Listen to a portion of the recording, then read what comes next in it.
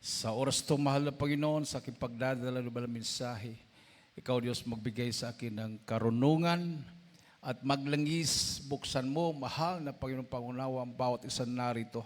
Hipuin mo, Diyos, ang kanilang mga puso, ipaunawa mo sa kalamang ibang kaligtasan. Sa ganang akin, o kung magagawa, at sa pagdalangin namin kagalang-galang at minamahal Pastor Roel Solmeda, kasi sinasaway, ano magawa ng kaaway, demonyo ng hadlang at paglalumaya sa magalitan. In Jesus' name. Hallelujah, hallelujah. Praise the Lord. Everybody say praise the Lord. Praise the Lord, hallelujah. Ang pinakamataas na pagpupuri, paglualhati, pagdakila, pagsamba, ay sa ating pinakamamahal na Panginoong Jesus lamang. And we give a double respect and honor to our beloved and honorable evangelist, Pastor Weldy Estrada Almeda, and our dearly beloved and honorable assistant, Pastor Lina Camon Almeda. Also great and we choose the blessed memories and teachings of our dearly beloved parents in the Lord. Hallelujah. And also great beloved Almeda family. Praise the Lord. Sa inyong lahat, minamahal na mga kapatiran, sa aking mga kasamang mga manggagawa at mga ngaral, to our beloved viewers, magandang tanghali na po sa lahat. Palakpakan natin ng napakalakas na palakpak ang ating mahal na Panginoon. Everybody say, praise the Lord. Praise the Lord. Salamat sa malapinoon, minamahal, sa matagumpay na ating pong pakikiisa sa tinatawag po nilang Hall of a Nation, Hall of the Nation approach, para makamtan ang kapayapaan at pagkakaisa ng lahat, no? So nakita po natin ang dami ng mga dati rebuilding New People's Army ng Cagayan. 187 lahat, no? Hindi pa nakapunta yata iba doon. So, sabi nga ng aking kausap, minamahal, pwede silang ibuo ng dalawang company. No? Dalawang company. Kasi ang isang company composed of 3 platoons, mga 30 plus. So, 187 sila lahat. Karamihan galing po ng Sinundungan Valley.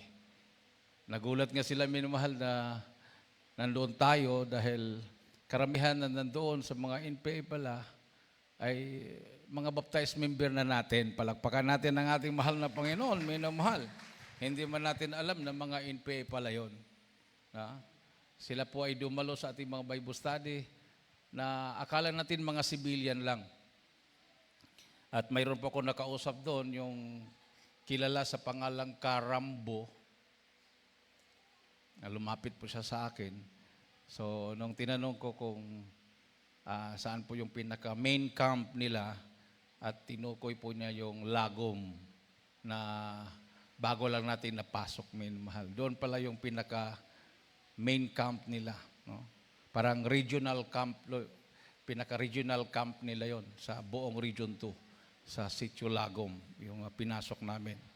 So, salamat sa Malapinoon. Napag-usapan din po, minamahal, yung project natin within this year na tayo po ay formal na po nilang kinuha na magdadala ng Ebanghelyo ng Kaligtasan sa mga state colleges and universities ng Cagayan at Isabela, kasama ang Kalinga at Apayao. Palakpakan natin ating mahal na Panginoon.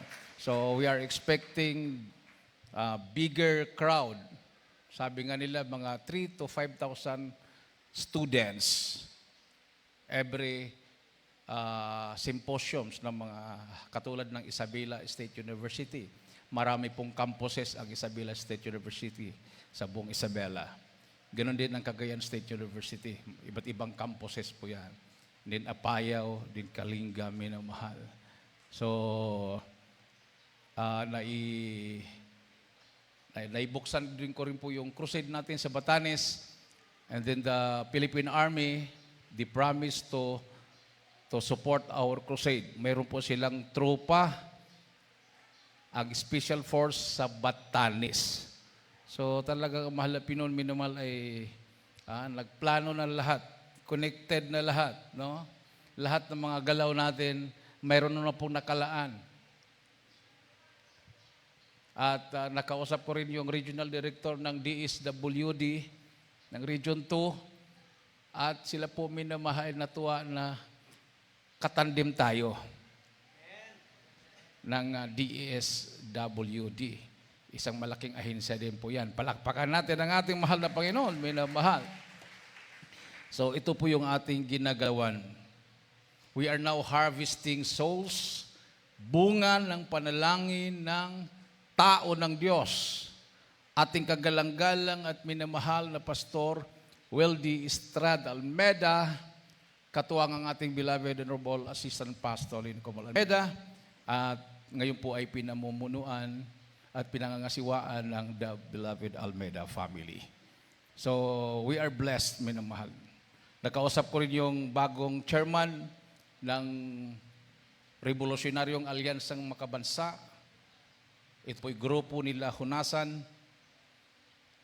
Siya po ay si Brigadier General Ramon Yugyug. Siya po ngayon ang national chairman. At nung naitanong ko yung mission ng ating mahal na pastor sa kampo ng Abu Sayyaf, marami po siyang alam. Dahil at that time, nung nag-military assault, siya po ang namumuno sa Scout Ranger, minamahal. Under his command, ang Scout Ranger. So, alam niya ang nangyayari, minamahal. Alam niya kung ilang bomba yung hinulog, na talagang sila po'y namangha na lumabas lahat ang Jesus Miracle Crusade buhay. At siya pa nga yung nagpa-remind sa akin, sabi niya, di ba Brad, mayroon kayong kasama na unang lumabas. Sabi ko, opo, si Fernando Solon po yun. O, yun po yung guide namin para matunton yung kinaroonan ng inyong mahal na pastor. So, grabing paggalang nila sa misyon ng ating mahal na pastor. So, silent lang pala, minamahal ang Armed Forces of the Philippines. Alam nila ang nangyayari. Alam nila na himala lang talaga yung nangyari sa ating mahal na pastor. Hindi po siya makasurvive sa ganong klaseng all-out war against the Abu Sayyaf bandits during that time, minamahal. Kung wala talagang Diyos, magiging collateral damage ang Jesus Miracle Crusade International Ministry team na nandoon. Pero dahil buhay ang Diyos natin, nakita sa buong bansa at sa buong mundo na kakampi natin ang ating Panginoong Diyos. Amen. Everybody say praise the Lord. So patuloy po yung ating pag-ani. No? At by next week, ako po minmal kasama kong beloved wife ko, pupunta po kami ng Mindanao. At nailakad ko na rin yung si Butsoy.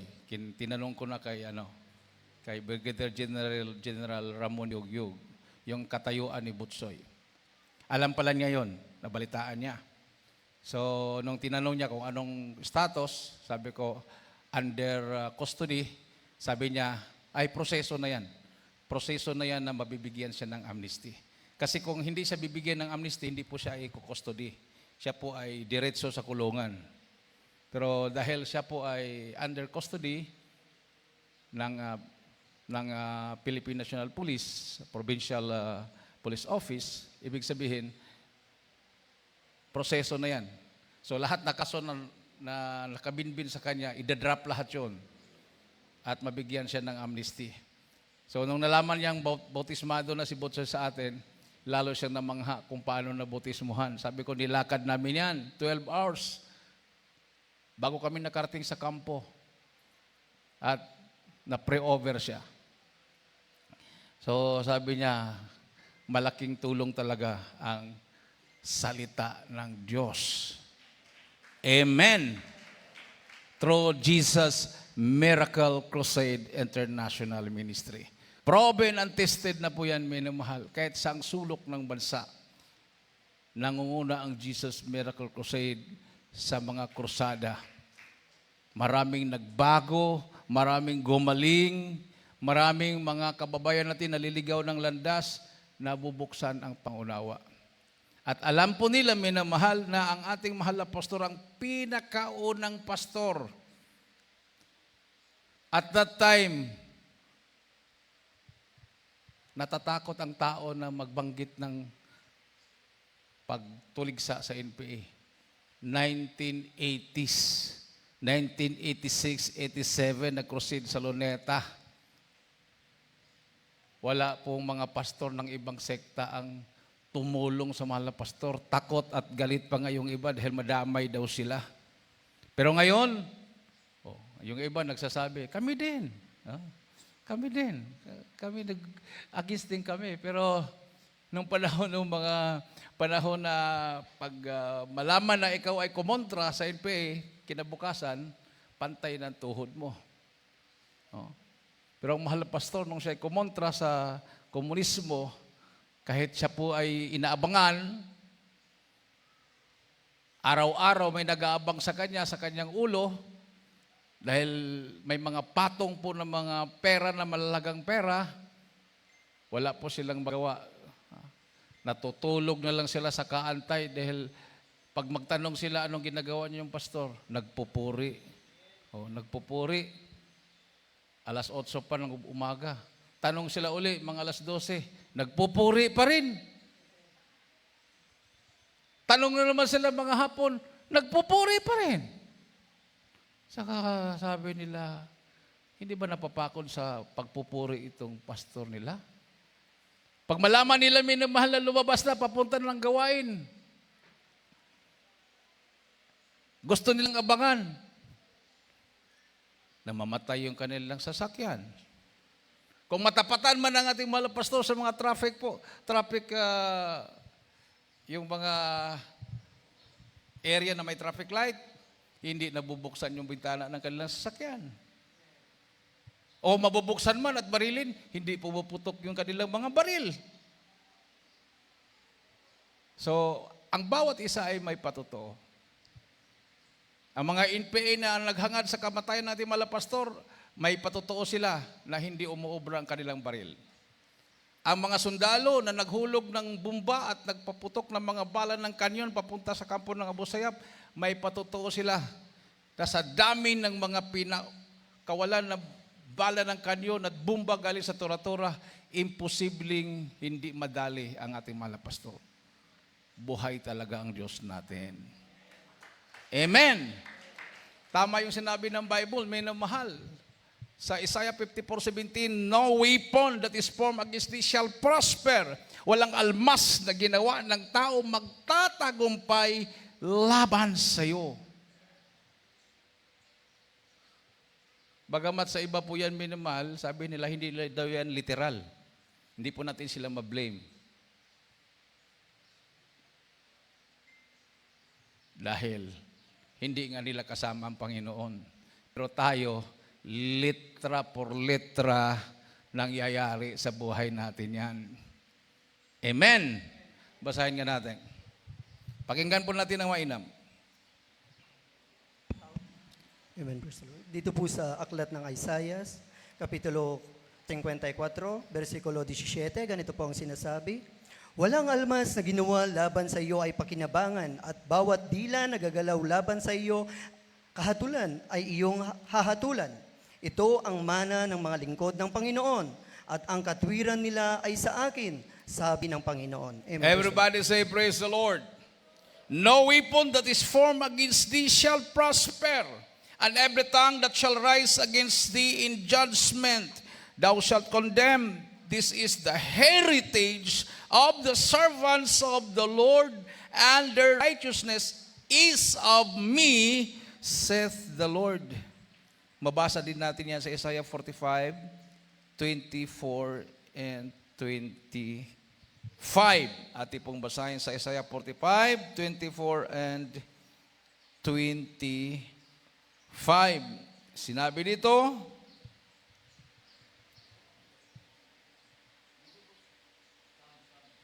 Sounds. Dito po sa Isaiah 44, 45 po. ay 45, 24 at 25. Sa Panginoon lamang sasabihin ng isa tungkol sa akin, ang katuwiran at kalakasan sa mga bagay sa Kanya magsisiparoon ng mga tao. At ang lahat na nag-iinit laban sa Kanya ay mga papahiya. Sa Panginoon ay aring ganap ang buong lahi ng Israel at luluwalhati. Amen. Surely shall one say, in the Lord have I righteousness and strength. Even to him shall men come, and all that are incensed against him shall be ashamed. Sila po'y mapapahiya. No, mapapahiya. Pag ikaw ay lumalakad sa katwiran ng malapinon, katulad ng Israel, sabi nga dito sa verse 25, in the Lord shall all the seed of Israel be justified and shall glory. Diba? Hindi man sila naman niwala na mga Israelites ang chosen people of God. Yung mga karatig bayan o mga neighboring countries na pumapaligid sa bansang Israel, hindi mo naman yan mapatangok agad na, oh sige, chosen people kayo. Sabihin ng mga Egyptian, oh chosen people yan, Israel na yan. Sabihin ng mga Jordanian, oh chosen people yan, Syrian, Arabian, no, Iranian, oh, mga Russian. Yung mga nakaikot dyan, minamahal, hindi man basta-basta mo sasabihin nila, ay sinabi nila, chosen people na sila, oh, igalang natin. Ginera talaga nila yan. May pagkakataong nilusob ang Israel ng Egypt. Nagkaroon ng war.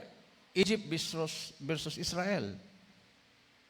Israel versus Syria. Israel versus Iran. Iraq. Jordan. O, di ba?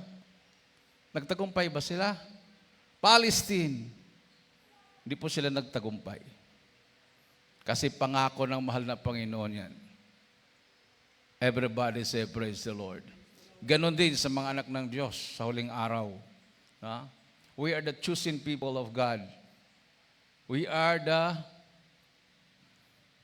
in-time church of the living God. Tayo po, minamahal, yung church na tinutukoy, na sabi ng Melpinoon, itatayo niya sa huling araw. Not the Roman Church. Hindi naman sila qualified for the second coming. Paano sila sasalubong sa Malapinon? Nasasabungan.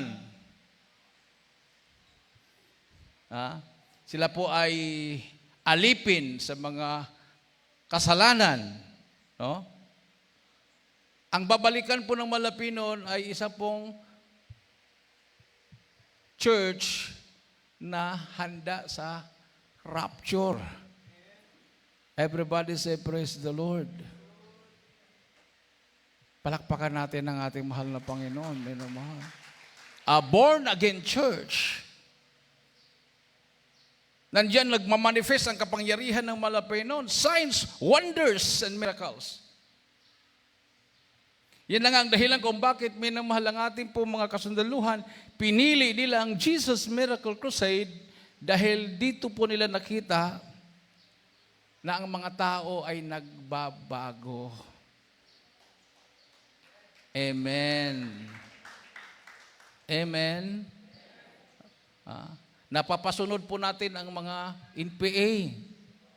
Napapasunod po natin ang mga Abu Sayyaf. Oh. Nung una, nagyayabang ang mga Abu Sayyaf. Araw-arawin kami pupugutan doon ng ulo. Nung binaril nilang malapastor, ilang beses, tangkang pugutan ng ulo ang mga prayer warriors, wala po silang magawa. Nung pangatlong araw, nung bumuhos ang presensya ng Panginoon, nung nagkaroon po ng speaking tongues, minamahal, nag-outpouring ng Holy Spirit, sabi ng isang Abu Sayyaf, gusto kong abutin yung aking M16 Armalite at gusto kitang waswasan, Dani, dahil gusto kong hihinto ka na sa pagsigaw-sigaw mo ng Alleluia. Pero hindi ako makakilos. Hindi ko maabot-abot ang aking M16.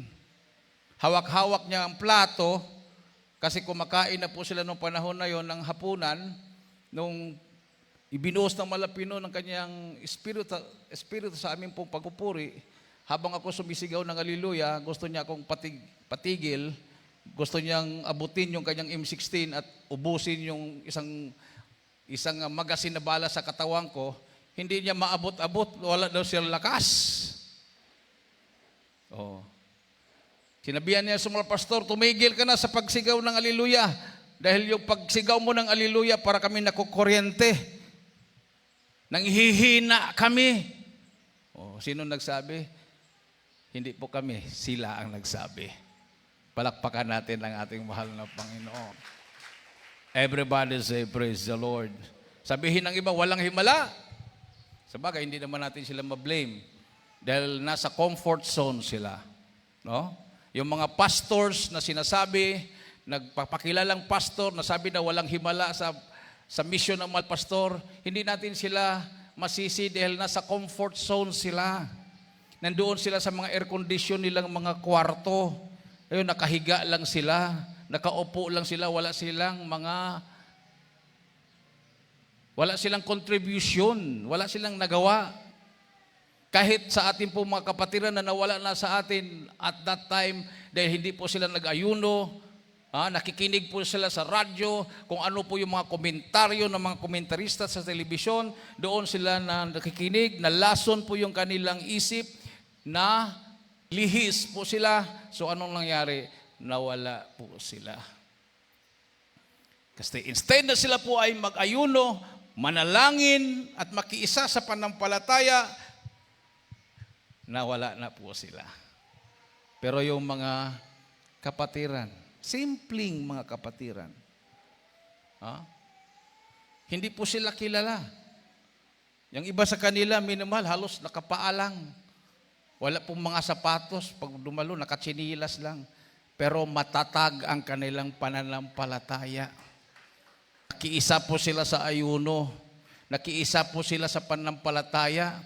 Hindi mapugutan ng ulo ng aming mahal na pastor. Makalabas sila ng buhay. Ganun po sila pag bumitaw ng pananampalataya. They are not professionals. They belong to, kumbaga, pinakamababang antas ng lipunan, pero pinakamataas ang antas ng kanilang pananampalataya.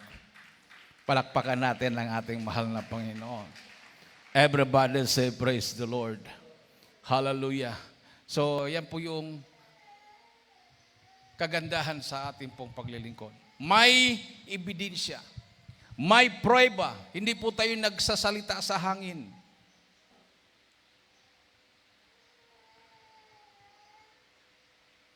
At yung 180 na yan, na dati rebelde, nakausap ko na po yung pinaka-lead nila, minamahal. They are now planning to receive water baptism in the name of Jesus Christ. Kasi habang nagpo-program sila, kinausap ko rin yung mga katabi ko, sila po ay nag-share din sa kanilang problema. Nung nabalitaan nila si Butsoy bautismado na, sabi nila, plano din po naming magpabautismo para mabigyan din kami ng amnesty. Kasi wala pa silang amnesty. Ongoing pa yung mga kaso nila. Bagamat nasa gobyerno na sila, pero ongoing pa yung kaso nila, minamahal. Nakabinbin pa sa korte. Sabi ko sa kanila, walang ibang solusyon dyan. Magpabautismo po kayo.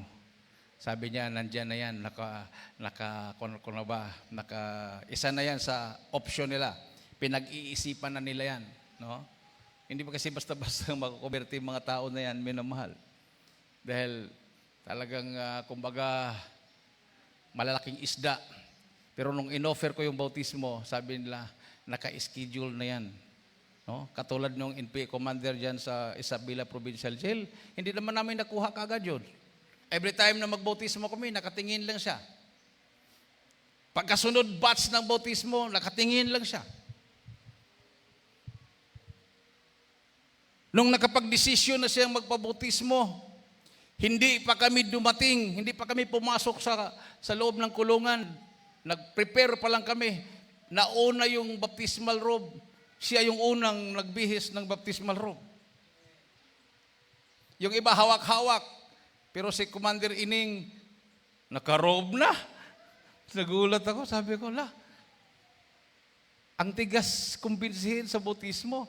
Pero nung nakapag-desisyon, nung natanggap niya kaagad yung robe, sinuot niya kaagad. At ngayon, isa na sa aktibo sa loob ng kulungan. Palakpakan natin ang ating mahal na Panginoon. Everybody say, praise the Lord. Walang imposible sa Diyos. Amen? Dahil sabi ng John 3:16, for God so loved the world that He gave His only begotten Son, that whosoever believeth in Him should not perish but have everlasting life. Basahin po natin Tagalog. John chapter 3 verse 16, pakihanda ang Roma 5:8, at huling talata, unang Juan 4:9. Dito po sa aklat ng Juan, Kapitulo 3, versikulo 16, ganito po ang sinasabi, sapagkat gayon na lamang ang pagsinta ng Diyos sa sanlibutan, na ibinigay niya ang kanyang bugtong na anak, upang ang sinuman sa kanila'y sumampalataya ay huwag mapahamak, kundi magkaroon ng buhay na walang hanggan. Amen. For God so loved the world. So hindi lang po basta-bastang pag-ibig minamahal. So love, mahal ng Diyos ang sanlibutan. World means tayo po minamahal. Mga tao na mga makasalanan. Sabi nga ng Roma 3:10, walang matuwid, wala kahit isa. Tayo po ay makasalanan sa harapan ng mahal na Panginoon. Pero sabi dito, mahal na mahal niya tayo. And He gave His only begotten Son. Ang kanyang bugtong na anak. Referring to Jesus Christ. Ang katawang tao ng Diyos. Kasi ang Diyos ay nagkatawang tao. Yun po yung tinatawag na bugtong na anak. Yung kanyang katawang tao na ipinako sa cross ng Kalbaryo sa utos ng mga Romano. Dahil nung unang panahon, minamahal, under Roman Universal Empire, ang buong mundo kasama ng Israel. So, ang nagpako kay Kristo sa cross ay ang mga Roman soldiers. Ang mga Hudyo nung panahon na yon, ang mga pari sa Israel, under ng Roman soldiers. So wala silang magawa, kundi sunuran sila sa mga Romano nung panahon na yon, minamahal. Naghari na ang Romano nung panahon na yon.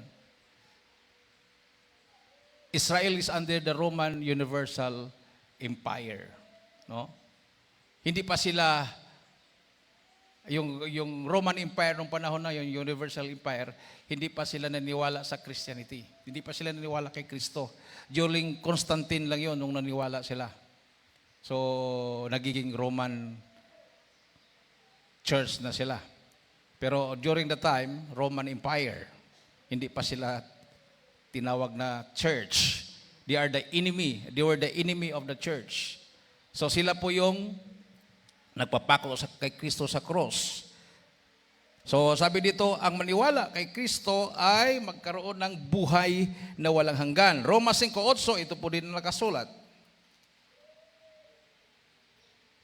Ito po sa Roma 5 ang talatay 8. Datapwat pinagtatagubilin ng Diyos ang kanyang pag-ibig sa atin na nang tayo mga makasalanan pa, si Kristo ay namatay dahil sa atin. Amen. Palakpakan natin ang ating mahal na Panginoon.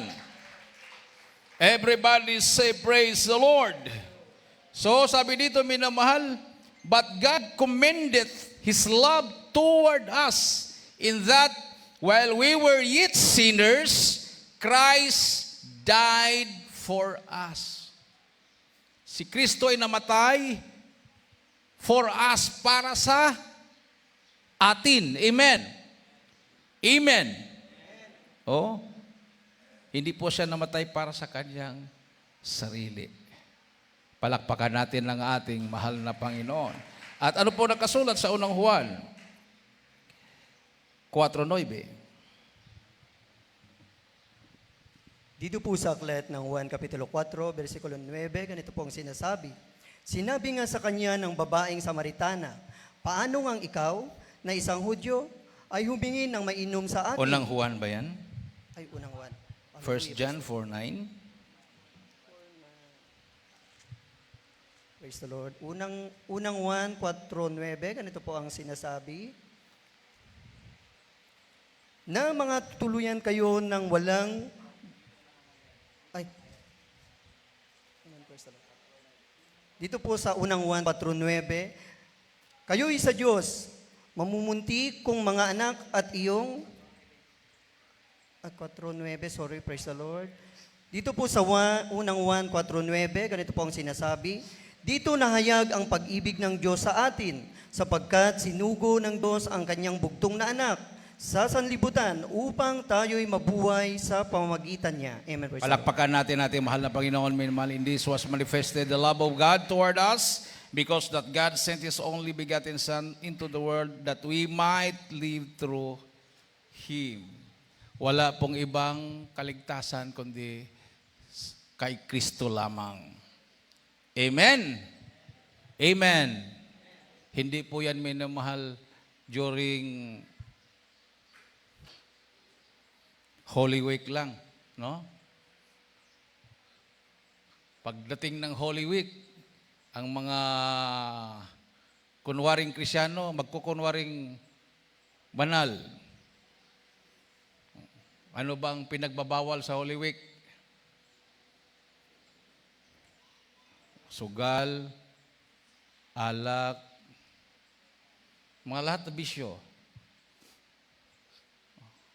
Holy Week lang yun. Pagkatapos ng Holy Week, hindi pa nga tapos eh. Balik na naman uli eh. Balik na. No? Lalo na pagdating ng Sabado. Sabi nila, patay daw ang Diyos sa Sabado. So, ayan, balik uli. Hindi po yan ang Krisyanong babalikan ng Malapinon. Yung mga Krisyanong babalikan ng Malapinon ay yung namumuhay sa kabanalan, hindi lang sa Holy Week, kundi the whole year. Amen. Kasi ang ibibigay sa iyo ng Malapinon, buhay na walang hanggan sa piling ng Diyos. Kasi mayroon ding buhay na walang hanggan. Kaya lang, everlasting damnation naman yon. Everlasting damnation. Walang hanggang paglutang-lutang sa dagat-dagatang apoy. Ha? Walang hanggang pagsisisi. Everybody say, praise the Lord. So, hindi umuobra yung kayabangan ng tao. Dahil pagdating ng panahon, magsisi ka sa buong buhay mo. Oh. Sabi nga, pride comes first before destruction.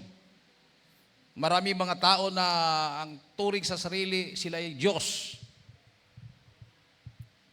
Pagdating ng panahon, ayun, mukhang kawawa, hindi lang mukha, kawawang kawawa. Amen. Amen. Pero kung mag-share ka ng Word of God, akala mo, walang kamatayan. Akala mo kung sinong makapangyarihan. Ayaw. Biblia yan. Hindi totoo yan.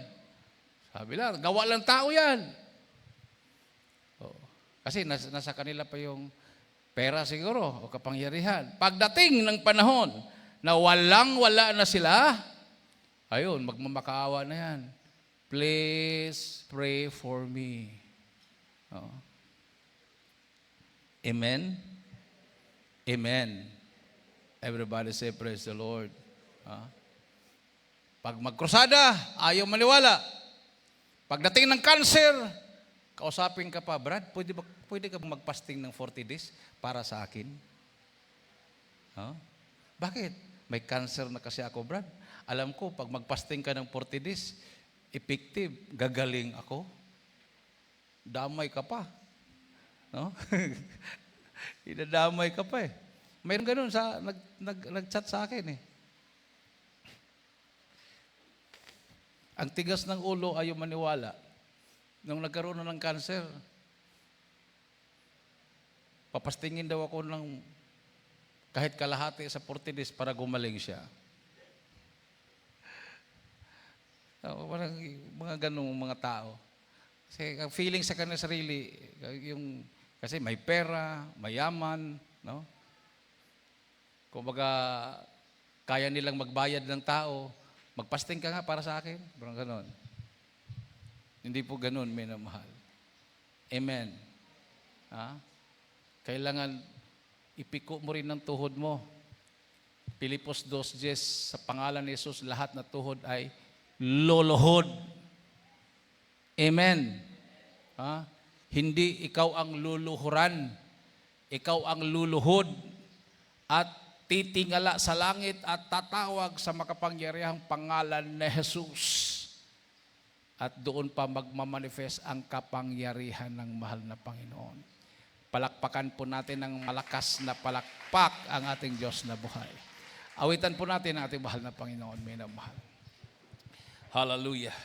Before it's too late, now is the day of salvation. Now is the accepted time. Sabi ng malapim, come unto me all that labor and are heavy laden, and I will give you rest. Lahat ay inanyayahan. Ito lang ang solusyon. Si Kristo lang, minamahal, ang makapagbago. Wala nang iba. Gustong i-twist ni Satanas yan. Gagamit si Satanas ng tao para iligaw ang tao, ang mga tao. Tayo na mahilig tayo sa hero. Bayani. Sige. Gagawin ka naming bayani. Bayani ka nga ng tao. Ang kaluluwa mo naman nasa dagat-dagatan ng apoy sa impyerno. Di ba? Yung mga NPA na nakaharap namin kahapon, nagpakabayani sa sarili yon. Buti nilang hindi sila natsambahan. Gusto nilang patayin lahat ng mga masasama ayon sa kanilang paningin ng masama. At bumuhis na sila ng maraming buhay. Marami na silang kinitil na buhay. Hanggang dumating yung punto na realize nila, mali pala. Only God can change lives. Ang Diyos lang ang makapagbago. Diyos lang ang makapagpalambot sa puso ng tao. Diyos lang ang makakapagpagaling ng sakit.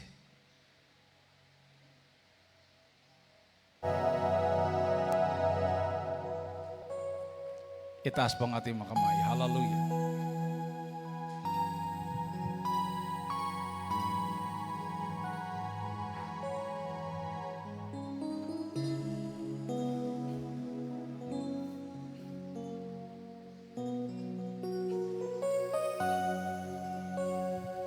Kailan pa ibigay ang buhay mo't lakas sa kanya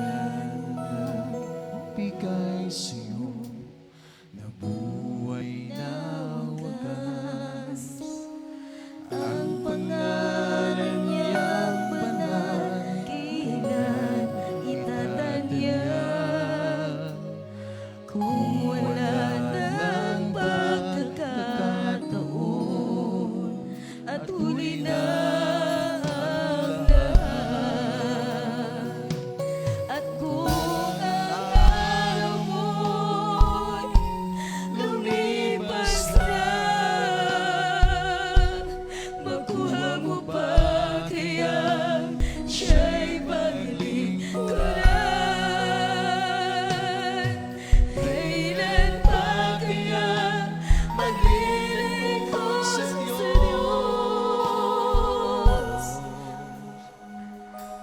Kung hindi ngayon, kailan pa?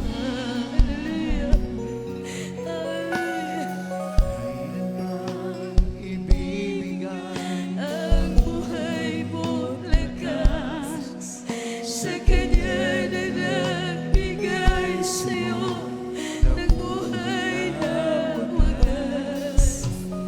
Ang pangalan niyang banal kailan itatayang.